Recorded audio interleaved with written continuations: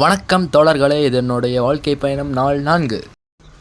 சென்னையிலேருந்து வந்து ஒரு 2 நாள் தான் ஆச்சு. மண்டையெல்லாம் சூடாயிருச்சு. ஸோ கிளப்புக்கு கிளம்பி போயிட்டு ஒரு வார்ம் அப் பண்ணிட்டு ஜாகிங் போயிட்டு வந்து உட்காந்துருந்தேன். ஜாகிங் போயிட்டு வந்து கொஞ்சம் நேரம் ரிலாக்ஸ் பண்ணது பொறுக்காமல் அண்ணன் கிரிபான் கட்டிட்டு வந்து வாடா பேடிங் பண்ணலான்னு கூட்டிகிட்டு போயிட்டார். பேடிங் பண்ண கையோட அண்ணனை ஸ்பேரிங்கில் இறக்கி விட்டு அண்ணனை உட்கார வச்சிட்டாங்க. சரின்னு இங்கே வந்து பார்த்தா இங்கே என்ன நடக்குது? நீ தான் நடக்கிற. இந்த கூத்தையெல்லாம் பார்த்துட்டு இந்த சைடு வந்தால் நம்ம தம்பி வந்திருந்தான். அவனை பார்த்து ஒரு பாய் சொல்லிட்டு வீட்டுக்கு வண்டி எடுத்துகிட்டு கிளம்பிட்டேன்.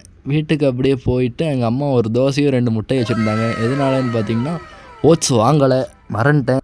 சாப்பிட்டு ஒரு சின்ன தூக்கத்தை போட்ட உடனே அம்மா ரேஷன் கடைக்கு தட்டி விட்டாங்க. போய் ரேஷன் வாங்கிட்டு வந்தேன்.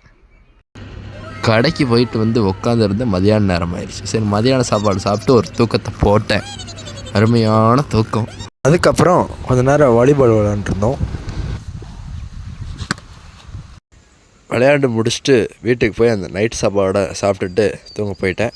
மறக்காமல் அந்த ஃபாலோ மட்டும்